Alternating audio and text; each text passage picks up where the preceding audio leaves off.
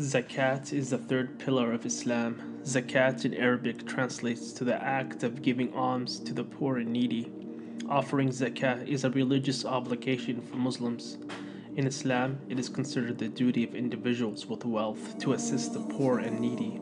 The term zakat in Arabic linguistically has several meanings, including to purify, to increase, cleanliness, blessings, and goodness.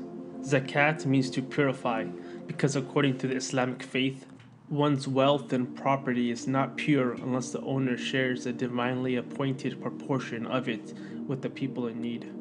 The principle of zakat also purifies one's heart of greed and selfishness. Whereas the humanistic love of wealth is natural, zakat is intended to free Muslims from the excessive and all consuming love of money and greed, teaching self discipline in the process. Take, O Muhammad, from their wealth a charity by which you purify them and cause them increase, and invoke Allah's blessings upon them. Indeed, your invocations are reassurance for them, and Allah is hearing and knowing. Zakat also means growth and blessings, because if one were to give and help others in times of ease and difficulties, God will be pleased in return to increase and bless his wealth. In fact, Allah has promised the one who spends his wealth in support of his most important cause, charity, helping others, etc., will see his prosperity increase manifold. The example of those who spend their wealth in the way of Allah is like a seed of grain, which grows 7 spikes, and each spike is 100 grains, and Allah multiplies his reward for whom he wills, and Allah is all-encompassing and knowing. Additionally, our Prophet has stated the act of charity does not decrease wealth, rather it blesses, purifies, and ultimately increases one's fortune. There are three primary types of giving in Islam. Two of these giving methods are mandatory, while one is highly recommended but not obligatory. The first obligatory act of giving is called Zakat al-Mal, which is the zakat given from one's saved wealth and liquid assets. The second obligatory zakat is called Zakat al-Fitr, which is a special type of zakat due at the end of the month of Ramadan, to be paid by the head of the household. The third type of giving in Islam is called sadaqah, which is voluntary and can be given at any time on any amount. Sadaqah comes from an Arabic word meaning sincerity, as giving sadaqah or charity is a sign of sincere faith in God on the part of the person who bestows it. Sadaqah is described in the Holy Quran as a beautiful loan, which includes any act of charitable giving made as a gesture of love and generosity. Whether the act stands in the form of giving money or time, helping others, praying for someone, spreading knowledge, giving advice, forgiving someone, visiting the sick, or even smiling at someone. Zakat plays a major role and holds a high, commendable standard in Islam, to the extent that about 36 verses in the Holy Quran links the mandatory prayers to charity. God describes the true believers as the ones that both pray their necessary prayers and give zakat. This proves the concept that zakat is the believer's most important obligation after the mandatory prayer. Indeed, those who believe and do righteous deeds and establish prayer and give zakat will have their reward with their Lord, and there will be no fear concerning them, nor will they grieve. All things belong to God, and God has given wealth to certain individuals so they can distribute resources to those that are not as fortunate. People are given wealth as a trust from God to distribute and benefit the ones in need. The true owner of all things is not man, but God, and we human beings are merely his trustees. God, who provided wealth to the intended recipient, reserved a portion of the given resources for the poor, so the unprivileged have a right claim a proportion of one's wealth. The concept of zakat, in essence, reminds Muslims that everything they possess belongs to the Almighty. Additionally, people are given their wealth as a test from God. Wealth should be acquired, distributed, and spent in a way which is pleasing to God. And it is He who has made you successors upon the earth, and has raised some of you above others in degrees of rank, that He may try you through what He has given you. The acquisition and hoarding of wealth for one's own sake, or so that it may increase a man's worth, is condemned. Mere acquisition of wealth counts for nothing in sight of the Almighty, as it does not give man any merit in this life or in the hereafter. Islam teaches that one should acquire wealth with the intention of spending it on his or herself, family, and the people in need.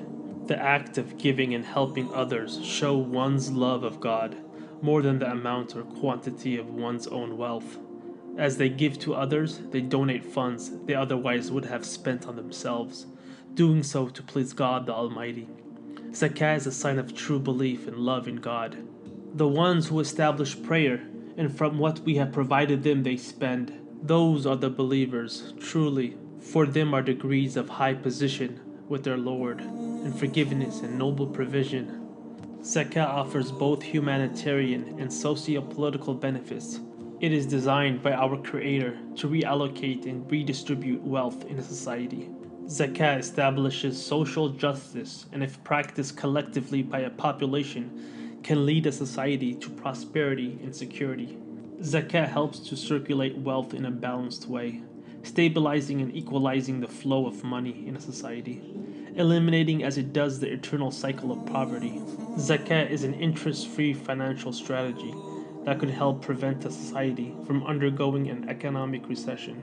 Every Muslim who has wealth exceeding a specific minimum, a level known as nisab, and who maintains the wealth for more than one lunar year, is obligated to give zakah. Zakah is given on an annual basis based on the Islamic lunar calendar, and is not based on the Western calendar, which is 11 days longer than its counterpart. The nisab is the specific amount of wealth that a Muslim must possess before being required to pay zakah. One is obligated to pay zakah if what they possess is equal to or more than the equivalent to 3 ounces of gold, or its value in cash or trade goods. Zakah must be paid for gold and silver currency, cash, agricultural produce such as date farms, livestock, rent income, and business commodities such as inventory stock in a shop warehouse. Islam requires Muslims to pay an annual contribution of 2.5% of the wealth and liquid assets that they have accrued and held for over the course of one lunar year. Zakah is calculated on the person's earned net balance, the amount which remains after paying all the other necessary expenses. Zakah is not an income tax, rather the amount due is based on what a Muslim has saved and held for an entire year, and not on their income level. Zakah is not paid from the pool of funds used for debt repayment or for the necessary living expenses such as food, water, shelter, clothing, and transportation. The recipients of zakah are the poor, the needy individuals who will live in turmoil, those who have accumulated much debt, captives, the zakat administrators, and more recipients. Scholars state that the poor and the impoverished are the most important categories of people eligible to receive zakah. The purpose of zakah is to help those who cannot help themselves. Zakah can be given to an individual's extended family. However, one may not give this specific amount to parents or children, as one is already obligated to support them. When one gives zakah in this world, he or she is really helping themselves, as they are transferring needed goodwill from their worldly life to their afterlife, which is the best investment one can make. When one gives someone in need, he shouldn't think of the gesture as a favor. Rather, he is giving to God. The one giving is more in need of the beggar than the beggar is in need of him. Whereas the beggar is in need of only money, the giver is in need of the Almighty's forgiveness. Do they not know that it is Allah who accepts repentance from His servants and receives charities, and that it is Allah who is accepting of repentance, the merciful? The benefits of giving in charity are many and varied. Amongst the benefits is the pleasure that God expresses to the one who gives. Zakah is known to extinguish the wrath that Allah may hold for one who gives. Giving zakah also protects one from the punishment of the hellfire. The act of giving to the needy awakens the soul and initiates genuine concern and sympathy for the well-being of the unprivileged and others. It is recommended to give charity in secrecy to ensure that one is giving for the right, pure reason of pleasing God, and not to receive praise or to boast before others. Both acts would nullify the good deed. However, under certain circumstances, for instance, in the event that one has the intention to encourage others to donate in a similar manner, one may give zakah in public. It's important to note that zakat money needs to be given from an untainted pool of 100% pure and halal funds, not taken from thefts or bribes, nor profits from interest-based loans or from sales of alcohol, pork, drugs, or anything that is prohibited in Islam. God the Almighty is good and pure, and only accepts that which is good and pure. Our Prophet narrated, "Whoever guides another to a good deed will get a reward similar to the one who performs it." So please like, subscribe, and share this video. Assalamu alaikum.